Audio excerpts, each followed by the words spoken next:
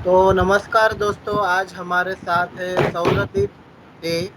और वो एक लॉयर है और वो आसाम में रहते हैं। रेफ्यूजीज के बारे में हम उनके साथ बातचीत करने वाले हैं। उसकी लीगल चीज़ें सुनने वाले हैं, जो बांग्लादेश से रेफ्यूजीज है या इलीगल माइग्रेंट्स है, उनको वहाँ पे डिटेंशन कैंप्स में रखा जाता है। इस विषय के ऊपर बात करने वाले हैं। सर, आपका बहुत बहुत धन्यवाद वामन मैटर्स में आने के लिए, और आपका वक्त अभी जो आप देने वाले हैं उसके लिए बहुत आभार मानता हूँ। अभी तो मैं शुरुआत यहाँ से करना चाहता हूँ कि ये क्यों फॉरेन ट्रिब्यूनल्स वहाँ पे है, और इलीगल माइग्रेशन ये कंसेप्ट कैसे वहाँ पे जन्म और उदय लेने लगा आसाम में। आप इसके ऊपर थोड़ी बहुत रोशनी डालिए। जी, धन्यवाद रोहित जी। मैं बताना चाहता हूँ कि जब हमारा इंडिपेंडेंस हुआ था, तो जैसे पाकिस्तान और इंडिया का बंटवारा हुआ था, तो ईस्ट पाकिस्तान भी एक पोर्शन जो डिवाइड हुआ था इंडिया से, जो अभी प्रेजेंट में बांग्लादेश है। तो बिकॉज ये जो डिवीजन हुआ था mainly on the grounds of religion हुआ था, तो यहाँ पे भी तब भी माइग्रेशन हो रहा था, और इंडिपेंडेंस से पहले भी माइग्रेशन हो रहा था, लेकिन तब तो ऑब्वियसली वो एक ही कंट्री से दूसरे कंट्री, एक ही कंट्री के अंदर माइग्रेशन था।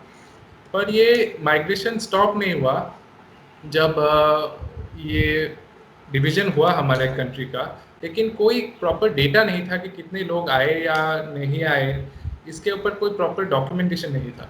फिर 19 एटलीस्ट 1960s में इतना हिंदू हिंदू बंगालीज जो वहाँ पे थे बांग्लादेश के, तो हिंदू बंगालीज जो थे बांग्लादेश में, वो काफ़ी तादाद में यहाँ असम में और आई थिंक वेस्ट बंगाल में भी उन्होंने माइग्रेट किया post the independence period on the grounds of religious persecution. So उनका जो माइग्रेशन था, तो वो जब आते थे तो काफ़ी लोगों को रेफ्यूजी स्टेटस दिया गया। इंडियन गवर्नमेंट ने उनको वेलकम किया, और यहाँ पे असम में भी काफ़ी रेफ्यूजी कैंप्स थे, वहाँ पे उनको रखा गया था। और उसके बाद वो वापस कभी नहीं गए, उनको यहाँ पे रिहैबिलिटेशन भी मिला और वो परमानेंटली यहाँ रहने लगे। तो यहाँ असम में एक परसेप्शन ऐसा था कि बहुत इलीगल माइग्रेशन यहाँ पे हो रहा है बांग्लादेश से। सो पब्लिक डिमांड ये था कि ये लोगों को, ये जो फॉरेनर्स है, इनको आइडेंटिफाई किया जाए, क्योंकि प्रॉपर डॉक्यूमेंटेशन नहीं था, और आइडेंटिफाई करके इनको वापस भेजा जाए बांग्लादेश। तो इसके वजह से तो ये एजिटेशन एक हुआ था। जैसे 1979 में एक बहुत ही फेमस एजिटेशन स्टार्ट हुआ असम में, इसको असम मूवमेंट बोलते हैं। ये 1989 1985 तक कंटिन्यू किया, और ये जब ख़त्म हुआ, जब वो असम अकॉर्ड साइन हुआ 15 अगस्त 1985 को, जब भारत सरकार और आसू के कुछ ऑल असम स्टूडेंट्स यूनियन के लीडर्स के बीच में। और ये साइन होने के बाद वहाँ पे ये एक प्रोविज़न था कि जो लोग 1971 25 मार्च से पहले आए हैं असम, तो उनको सिटीजनशिप देने का यहाँ पे एक प्रोविज़न था। तो ये प्रोविज़न जो था, ये बाकी स्टेट्स, बाकी जो कंट्री में जो लॉ लागू है उससे काफ़ी अलग था, क्योंकि वहाँ पे ऐसा कोई प्रोविज़न नहीं है कि लोग जो बाद में आए 48 के, उनको सिटीजनशिप देने का, ऐसा इलीगल माइग्रेंट्स जो है उनको सिटीजनशिप देने का कोई प्रोविज़न नहीं है। पर ये लॉ असम अकॉर्ड के बाद असम में लागू हुआ। और जो लोग 71 के बाद, ये भी परसेप्शन है कि 71 के बाद भी बहुत लोग आए, और ये लोगों को आइडेंटिफाई करने के लिए ये फॉरेनर्स ट्राइब्यूनल्स है। इसमें एक जब बहुत बड़ी वियर्ड चीज़ ऐसे बहुत इंडियन समझते हैं कि ये फॉरेन ट्रिब्यूनल्स में जो भी कोई रहते हैं, वो लॉयर्स ही रहते हैं, वो जजेस नहीं रहते। ये कुछ सच है इसमें कुछ? जो फॉरेनर्स ट्राइब्यूनल्स के जो जजेस है, वो आप बोल रहे हैं कि वो लॉयर्स है?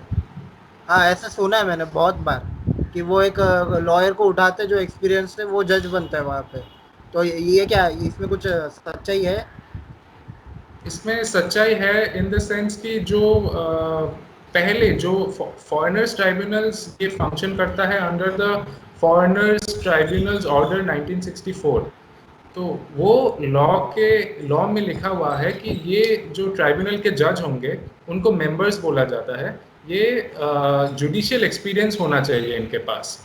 तो ऐसे तो हम जुडिशियल एक्सपीरियंस जो समझते हैं इसका मतलब यही होता है कि उनके पास एक वो जुडिशियल बैकग्राउंड से होना चाहिए उनका। और ये जब पहले 64 के बाद जब जब पहले ट्राइब्यूनल सेटअप हुए असम में, तो ये चीज़ को फॉलो किया जाता था कि फॉरेनर्स ट्राइब्यूनल्स के जो भी मेंबर्स थे वो जुडिशियल बैकग्राउंड से आते थे, जुडिशियल ऑफिसर्स होते थे। उसके बाद क्या हुआ कि क्योंकि नंबर ऑफ ट्राइब्यूनल्स वो बढ़ते गए, फॉरेनर्स ट्राइब्यूनल के केसेस बढ़ते गए और जो नंबर ऑफ ट्राइब्यूनल्स है वो बढ़ गए, तो उनके पास इतने जुडिशियल ऑफिसर्स नहीं थे ट्राइब्यूनल्स में अपॉइंट करने के लिए। तो ये लॉ को थोड़ा, ये प्रोविजन को थोड़ा रिलैक्स किया गया। दो फॉरेनर्स ट्राइब्यूनल ऑर्डर को अमेंड नहीं किया, सिर्फ नोटिफिकेशन से इसको मतलब रिलैक्स किया गया, जहाँ पे बोला गया कि जो रिटायर्ड जुडिशियल ऑफिसर्स है उनको भी लिया जाएगा। फिर ट्राइब्यूनल्स के केसेस और बढ़ते गए, और बढ़ते बढ़ते क्या हुआ कि उन्होंने नोटिफिकेशन लिया कि जो एडवोकेट्स है जिनका 10 साल का एक्सपीरियंस हो गया है वो भी एलिजिबल हो जाएंगे फॉरेनर्स ट्राइब्यूनल्स के मेंबर बनने के लिए। और अकॉर्डिंगली काफ़ी एडवोकेट्स को अपॉइंटमेंट दिया गया। अभी रिसेंटली ये हुआ कि नंबर ऑफ ट्राइब्यूनल्स जो 100 थे अभी 300 बनाने का उनका ये 300 बनाया जाएंगे।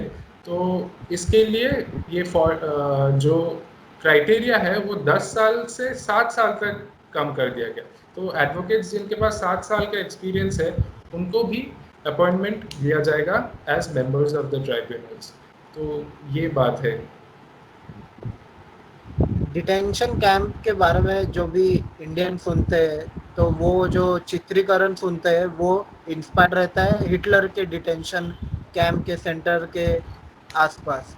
तो ये क्या सच्चाई है वहाँ पे, और ह्यूमन राइट्स का क्या हो रहा है जो डिटेंशन कैंप के रिगार्डिंग है, ह्यूमन राइट्स जो भी है उसके ऊपर आपको क्या कुछ पता है, प्लीज़ बताइए।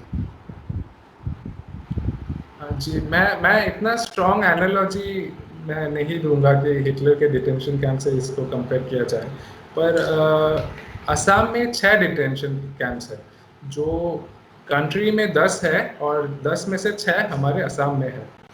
तो ये 6 डिटेंशन सेंटर्स अलग कोई डिटेंशन सेंटर बनाया नहीं गया। तो 2009 में पहला नोटिफिकेशन आया कि ये डिटेंशन सेंटर, लोग जो फॉरेनर्स ट्राइब्यूनल में डिक्लेयर होते हैं एज फॉरेनर्स उनको डिटेंशन सेंटर में रखा जाएगा। और फिर ये नोटिफाई किया गया कौन से होंगे डिटेंशन सेंटर। तो 6 जेलों में, असम के 6 जेलों के अंदर ही एक सेक्शन को डिटेंशन सेंटर डिक्लेयर किया गया है। तो वो डिटेंशन सेंटर है। अभी डिटेंशन सेंटर के लिए कोई अलग रूल्स नहीं है। तो जो असम के जेल्स के जो लॉज जेल में जो फॉलो होते हैं वही आपके डिटेंशन सेंटर्स में भी फॉलो होते हैं। तो ज़्यादा फर्क नहीं है जेल और डिटेंशन सेंटर में।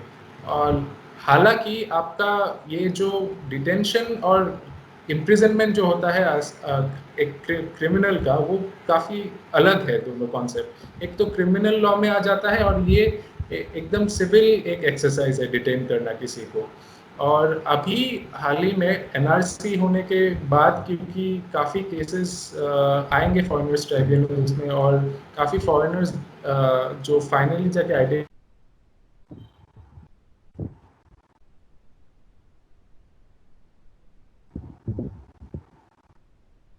लोग रखे जाएंगे उनको, ये ऐसा एक डिटेंशन सेंटर बन रहा है अभी असम में। एक जगह है ग्वालपारा करके, उसके पास।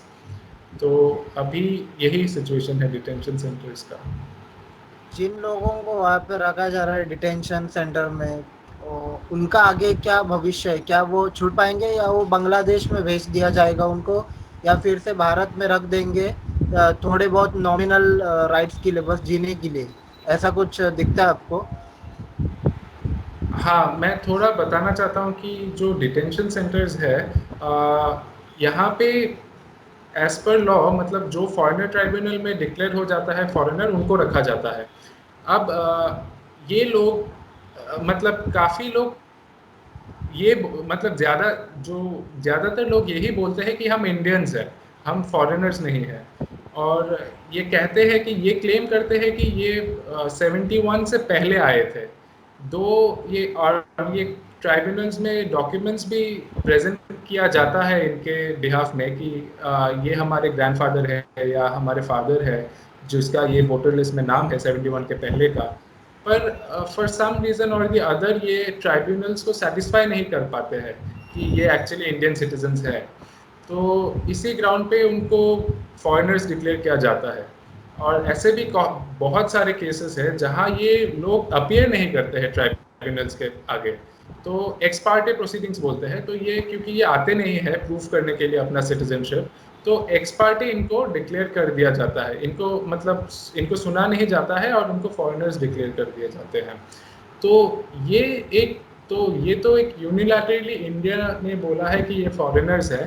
पर अभी मेरे ख्याल से मुझे जो लगता है इनको डिपोर्ट करना काफ़ी मुश्किल है, क्योंकि हमारे पास ये प्रूफ नहीं है कि ये किसी और कंट्री के है सिटीज़न है। कोई दूसरा कंट्री तभी लेगा जब इनको यकीन है कि ये उस कंट्री के लोग हैं। तो ये प्रॉब्लम आ रहा है कि ये लोग हम डिक्लेयर कर रहे हैं कि ये फॉरेनर्स हैं, पर इनको डिपोर्ट करना किसी कंट्री में मतलब मुझे लगता है बहुत मुश्किल है। तो ये ज़्यादातर ऐसे लोग डिपोर्ट नहीं हो रहे हैं।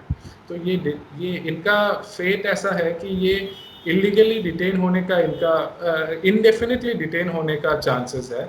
लेकिन सुप्रीम कोर्ट ने रिसेंटली एक जजमेंट, एक ऑर्डर पास किया था 2019 में, एक ऑर्डर पास किया था जहाँ पे कहा था कि जो लोग 3 साल से ज़्यादा डिटेंशन सेंटर में रहे हैं उनको रिलीज़ किया जा सकता है। और ऐसे लोग कुछ कंडीशंस पे रिलीज़ किया जा सकता है कि दो भारत के नागरिक उनके लिए श्योरिटी देंगे 1 लाख रुपए का, और वो पुलिस स्टेशन में हाजिर होंगे, ऐसे कुछ कंडीशंस थे। फिर ये भी हमें लगा था कि काफ़ी मुश्किल है, और जो लोग मतलब कोई इनको डिपोर्ट किया ही नहीं जा सकता है वो उनको फिर भी 3 साल तक मतलब एक डिटेंशन सेंटर में रहना पड़ेगा, जो कि एक पनिशमेंट नहीं है, एक सिविल इम्प्रिजनमेंट इन फॉर्म है। और डिपोर्टेशन का हमेशा मकसद यही होता है कि डिटेंशन का मकसद यही होता है कि डिपोर्ट किया जाए। जब डिपोर्टेशन ही पॉसिबल नहीं है तो डिटेंशन का क्या फ़ायदा होगा। तो ये केस ये ग्राउंड पे हमने सुप्रीम कोर्ट में भी केस फाइल किया है। पर और रिसेंटली सुप्रीम कोर्ट ने और एक ऑर्डर दिया जिसमें वो पिछले जो कंडीशंस थे रिलीज़ के डिटेंशन सेंटर से उसको भी रिलैक्स किया गया। और अभी कंडीशंस जो एप्लीकेबल है वो ये है कि जो लोग 2 साल से ज़्यादा डिटेंशन सेंटर में रहे हैं और वो उनको रिलीज़ किया जा सकता है। और जो 1 लाख रुपए का श्योरिटी था उसको कम करके 5,000 रुपये कर दिया गया है। तो ये काफ़ी राहत आई है इस ऑर्डर से। ये इसमें एक बात मुझे दिखती है कि ये जो डिटेंशन में जाते हैं, अब भले वो रहेंगे बांग्लादेश के, हम अज्यूम ही करते हैं क्योंकि जाते रहेंगे बहुत लोग। तो ये कौन से समाज के रहते हैं और कौन से तबके के रहते हैं? क्या ये मुसलमान रहते हैं? क्या ये हिंदू में से SC ST OBC रहते हैं? आपको कुछ दिखा है इसमें?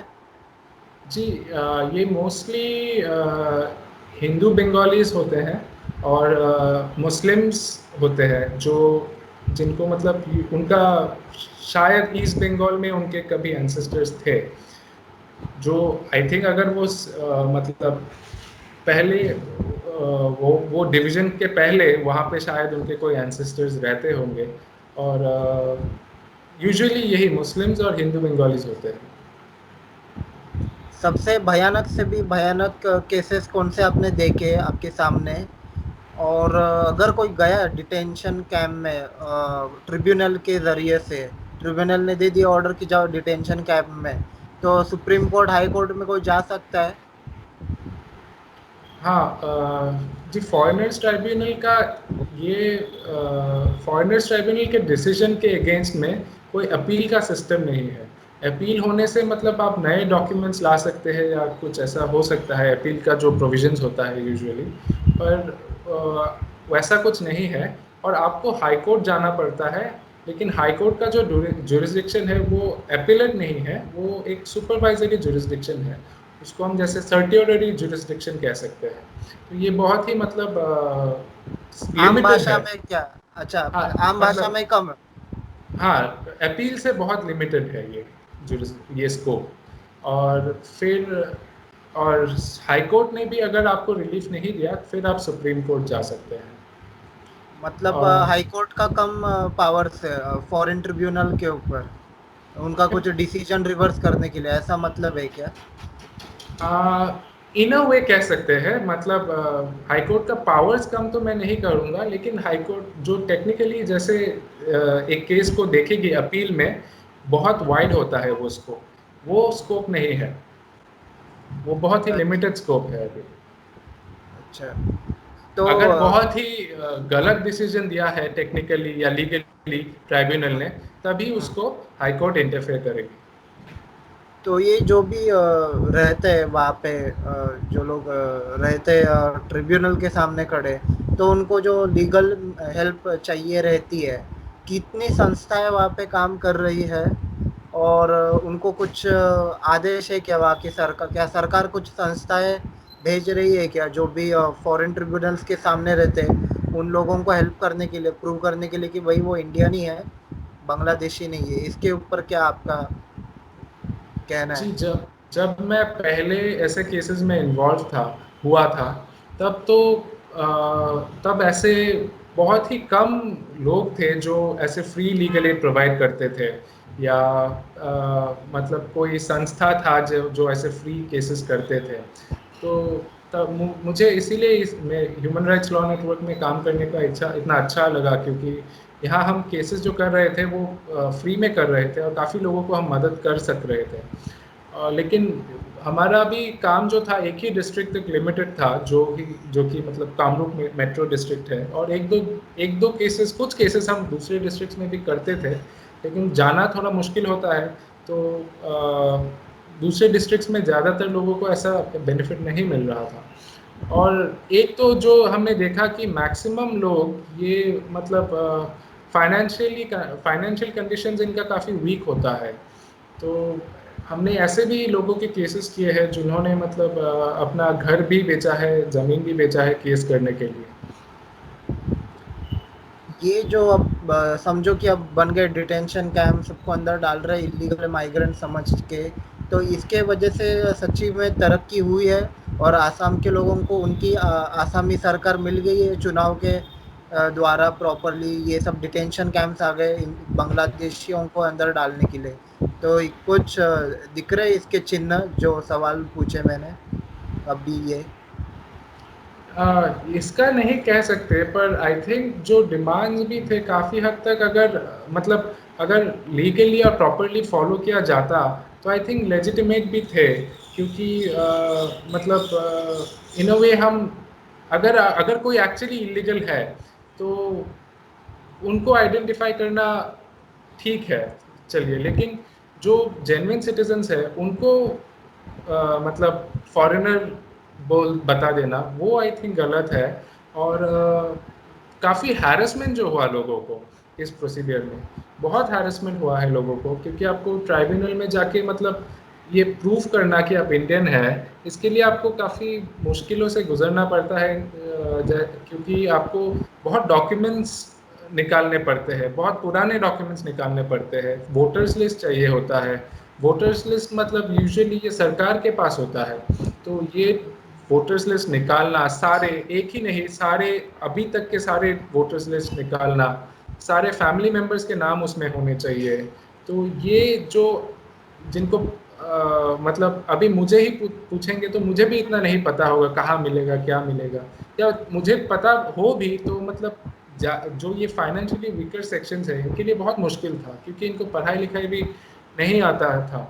और पैसे लगते हैं बहुत ये डॉक्यूमेंट्स निकालने के लिए भी, क्योंकि आप ट्राइब्यूनल में बस सर्टिफाइड कॉपी दे सकते हैं। तो ये एप्लीकेशन इनके लिए करना पड़ता है, तो इसके लिए भी किसी का मदद चाहिए इनको। तो ये लोग भी पैसे लेते हैं। तो ये बहुत बहुत पैसे लगते थे इसके लिए और मुश्किल होता था, इसलिए बहुत ज़्यादा लोग मतलब ज़्यादा डॉक्यूमेंट्स ला भी नहीं पाते थे और इसके लिए मतलब उनको केस में भी इफेक्ट होता था इनका। आपने हरासमेंट के बारे में कहा, जो अभी हरासमेंट मेंशन किया शब्द, ये कौन सी हरासमेंट होती है लोगों को वहाँ पे? और सबसे मतलब क्या है, ये रहता क्या हरासमेंट में? हरासमेंट में जैसे बोलूँ कि लाइक एक प्रोसीडियर होता है ट्राइब्यूनल में किन के केसेस रेफर किए जाएंगे। ऐसा नहीं कि किसी को भी पकड़ के आप पूछ लो कि आप प्रूफ करो, बोल दो कि आप इंडियन हो। ऐसा नहीं होता।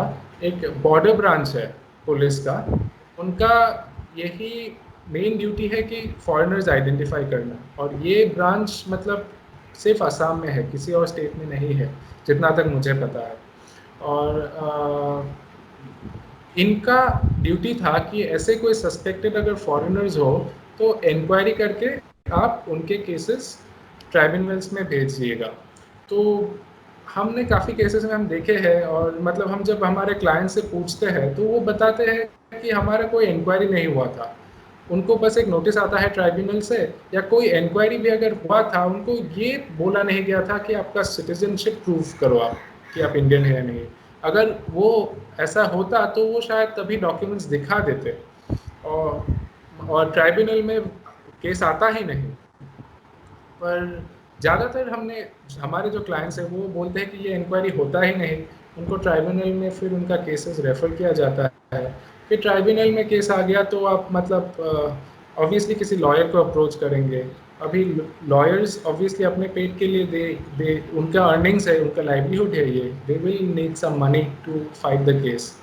एंड ये ये जो लोग हैं ये काफ़ी हद तक अफोर्ड नहीं कर पाते, तो बहुत मुश्किलों से ये अफोर्ड करते हैं। फिर मतलब इवन एवरीडे जब वो ट्राइब्यूनल में जाते हैं, जैसे मतलब अब वो एक डिस्ट्रिक्ट से दूसरे डिस्ट्रिक्ट में होता है, तो इतना डिस्टेंस ट्रैवल करके इतने डेट्स पे जाना, उनका जो लाइवलीहुड है वो भी अफेक्ट होता है। बेसिक वेज, वो डेली वेज अर्नर्स होते हैं, तो वो इनकम लॉस भी होता है। तो इसी में यही मुझे लगता है कि मतलब ऐसे तरह के हैरेसमेंट वो फेस करते हैं, और अल्टीमेटली जगह इसके बाद भी जब आप फॉरेनर डिक्लेयर होते हैं तो मतलब ये तो एक बहुत ही बड़ा, जैसे आप इंडियन है आज, मैं कल आपको बोल दूँ आप फॉरेनर है तो आप कहाँ जाएंगे। सबसे दर्दनाक केस कौन सी देखी है आपने आपके इतने एक्सपीरियंस में आसाम में, जो एकदम आपको लगता है शेयर करना चाहिए, मतलब पता नहीं किसको कभी? ऐसे तो मतलब हमारे क्लाइंट्स के स्टोरीज वो थोड़े दर्दनाक ही होते हैं, ये काफ़ी एक काफ़ी एक हो तो गए। बता दो, हाँ, एक। एक एक एक मैं कहना चाहता हूँ, 2010 में एक आदमी का केस हुआ था। उनका क्या हुआ था कि उनका केस ट्राइब्यूनल में गया, तो ट्राइब्यूनल का पावर ये है कि वो जिसके खिलाफ केस है ना उन्हीं के खिलाफ वो जजमेंट दे सकता है, कि अगर ए के खिलाफ केस गया तो ए का सिटीजनशिप के ऊपर वो ऑर्डर दे सकता है। लेकिन वो ट्राइब्यूनल ने क्या किया कि सारे फैमिली मेम्बर, जो वाइफ है, चिल्ड्रन है, दो बेटियां थी, एक, हाँ, दो बेटियों के खिलाफ भी उसने प्रोसीड किया, और लास्ट में जाके फॉरेनर उनको डिक्लेयर किया। और ये प्रोसीडिंग के जो सारे प्रोसीडिंग्स में इनका मतलब उन्होंने अपना घर और ज़मीन बेच के उन्होंने केस लड़ा था ट्राइब्यूनल के आगे।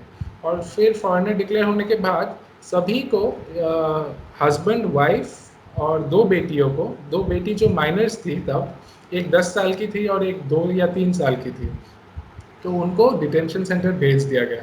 और अभी घर वर बेच के उन्होंने ऑलरेडी एक केस लड़ा था ट्राइब्यूनल में, तो उनके पास पैसे नहीं थे हाई कोर्ट आने के लिए।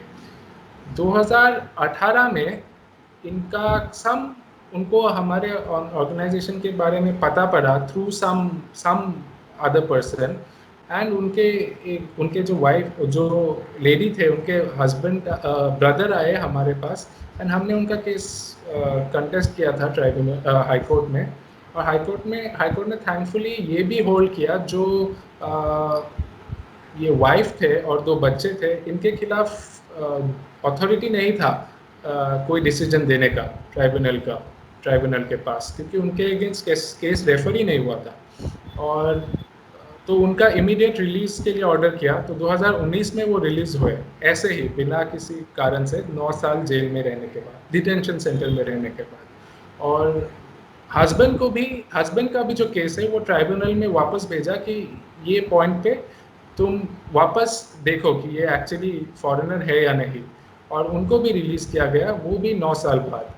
तो ये जब ये हस्बैंड अपने बेटी से मिले थे तो वो कह रहे थे कि मैं पहचान भी नहीं पाया, क्योंकि 2 अलग-अलग डिटेंशन सेंटर्स में थे, और लड़की अभी मेजर हो गई है।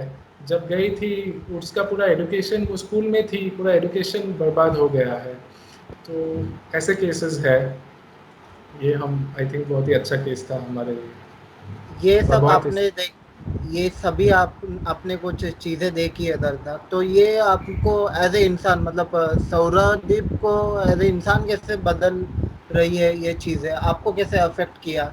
आपके पर्सनल लाइफ़ या आपके विचारों को मतलब आपको एज़ ए इंसान कैसे सुधारा इन चीज़ों ने? बहुत कुछ सीखने मिला, और बहुत मतलब मुझे लीगल सिस्टम का पावर भी पता पड़ा कि लोगों को कितना मदद भी कर सकता है, और पॉजिटिवली इसको यूज़ किया जाए तो बहुत हेल्पफुल है।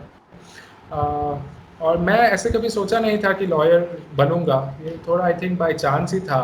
पर ये काम करने के बाद मेरा इंटरेस्ट इतना बढ़ा, और हर केस में अभी मुझे, नॉट जस्ट फॉरेनर्स केसेस में, हर केस में मुझे पढ़ने का बहुत शौक रहता है, और आर्ग्यूमेंट करने में या देखने में केसेस बहुत अच्छा लगता है।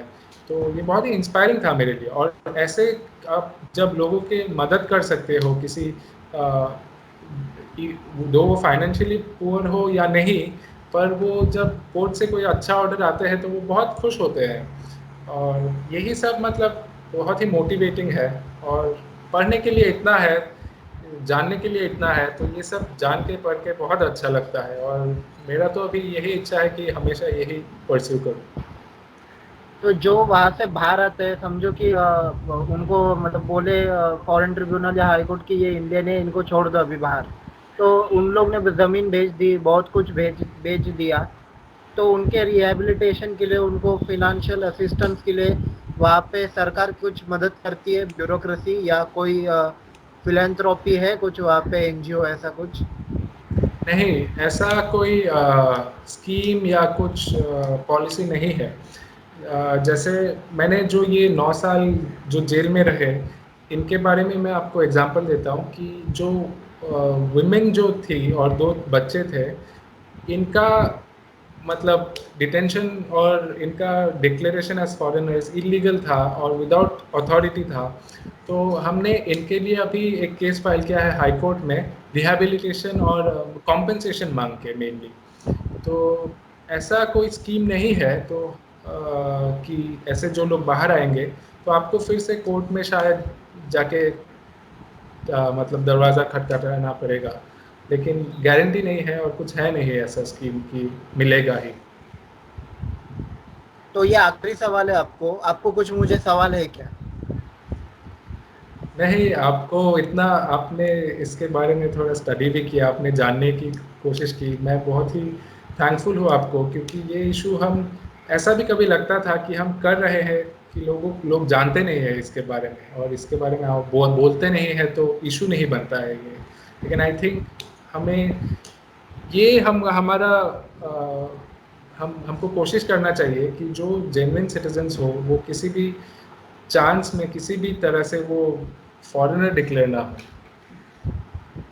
ये बहुत एक स्टिग्मेटाइजिंग होता है किसी के लिए। तो दोस्तों हम यहीं पे ही रुकते हैं अभी, और फिर से हम एक दूसरे एपिसोड में आएंगे दूसरी अनोखी चीज़ लेके, और दूसरे की और एक अनोखे व्यक्ति को लेके। तो मैं आशा करता हूँ कि गलत लोग ना जाए डिटेंशन में फॉरेन ट्रिब्यूनल्स के बाय म्हणजे बाय एक्सीडेंट गलत डिसीजंस के वजह से, और गरीब ना मरे इलीगल फॉरेनर सिटीजन्स के वजह से, जो मुझे कुछ समझ आया अभी ये इंटरव्यू लेके। और प्लीज़ सब्सक्राइब कीजिए, शेयर कीजिए इस वीडियो को, और ज़्यादा से ज़्यादा लोगों को पता चलने दो कि क्या हो रहा है क्या नहीं होता है। जो न्यूबीज़ है मतलब जो नए लोग हो जो जानना चाहते हैं आसाम के रेफ्यूजीज क्राइसिस के बारे में, जो डिटेंशन सेंटर, वो सब कुछ चीज़ें। तो चलिए हम मिलते हैं फिर से आपको। और सौरदीप, आपका फिर से बहुत बहुत आभार, आपने वक्त दिया आपका। कंप्लीटली धन्यवाद। My pleasure. Thank you Rohit ji. Thank you. Thank you.